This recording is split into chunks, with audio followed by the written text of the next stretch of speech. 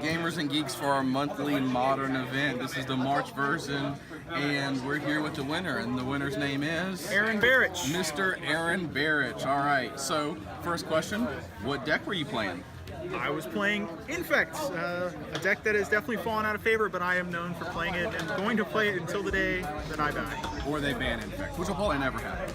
All right, so going into this, why this deck?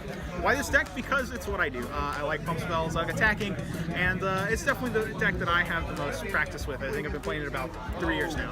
So it's definitely modern is a format where knowing your deck is more important than a lot of other factors. So that's why it influences my choice in playing this deck. All right, so let's hop into it. We're gonna take a look at your deck and see what's up. Maybe run us through the cards real fast. We kind of grouped all the creatures and this is the sorceries and stuff together and land. So let's go through it. Yeah, sure. So Infect's a deck based around your Infect creatures. You have 12 of them total. You have your 8 Infectors that are creatures, and you have the 4 Inkmoth Nexus down here in your land slot. So the Infectors I have in the deck are going to be Glistener Elf, 1/1 Infector for 1. Sorry, mine are in Spanish. And Blighted Agent. It's a 2-mana 1/1 Infector with Unblockable. Past those creatures, you're going to have your Noble Hierarchs, which is probably the most important creature in the deck, even better than the Infectors. It's going to give your creatures Exalted, giving you that last point of damage a lot of the time, and gives you the necessary mana to make sure you can actually cast all your spells. Past that, the only other creatures are 1-of Spellskite, just because protection's pretty relevant when your deck is based around trying to kill your opponent with 1/1s. Other than that, your deck's going to play a suite of protection spells. You have your Blossoming Defenses, your Vines of Vast Woods. These are the most important protection spells in your deck. They're going to counter anything that targets your creatures. Past that, you have a 1-of Apostle's Blessing, which fills a role of being just kind of your mixture protection plus unblockable spell. And you have 2 Spell Pierces as your last protection spells in the deck. They do a little work against everything. Sometimes there's important maps where you need to counter relevant spells, like against decks, Goryo's Vengeance that have spell-based combo decks. Other than that, you have your basic pump spells. You just have Mutagenic Growth, fast, cheap, efficient pump spell. Past that, you're going to have the 1-mana +4/+4s. Don't leave home without them. 2 of the +4/+4s, plus 1 of your Infectors, plus a Noble Hierarch is lethal. You got Become Immense. Best top deck in your deck, +6/+6. Expensive, not hard for you to get things in your graveyard with this deck.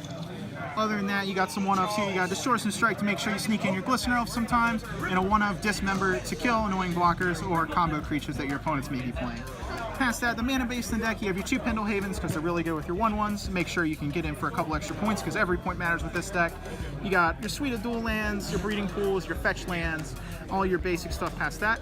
1 Dryad Arbor to fetch against decks like Jund to make sure you can pay for Liliana's. And sometimes in long games you kill your opponent with it. It's not that hard. 2 Forests rounded out just to make sure you don't lose to Blood Moon decks or Field of Ruin. That's it for the main deck. It's real simple. All right, so we're gonna hop into the sideboard. You're gonna show us some sideboard tech, and we'll go from there. Yeah, so the Infect sideboard's pretty stock for me. You got your 4 Kitchen Finks down here at the bottom. It's your basic creature you're going to want against a lot of grindy decks because it's 2-for-1. It's good against aggressive decks like Burn or Zoo because it gains you a little bit of life while applying a clock. Past that, you're going to have things like Shaper's Sanctuary, which is also good against the grindy decks. Anything that's going to be targeting your creatures like Jund or the blue control decks, those are games that are often going to go long, and Shaper's Sanctuary can draw you upwards of 4 or 5 cards in one of those games. You have your Artifact Destruction to make sure you don't lose to things like Affinity or Lantern. Nature's Claim doubles as a reasonable card against Boggles and against things like Blood Moon. You have another Spell Pierce, once again, for those spell-based combo decks or possibly against the Cryptic Command decks because countering that card is so easy because it's so expensive. Up here we have 1 more Dismember for those creature combo decks, and we have 2 Grafdigger's Cages and 1 Relic of Progenitus to help with graveyards. Relic doing double duty against decks like with Tarmogoyfs and Snapcaster Mages. Awesome. Okay, so tonight, what would you say your toughest matchup was? Toughest matchup? I definitely had an interesting match. I don't think any of my matches were like super interactive today. Infect's not a deck that generally has those games.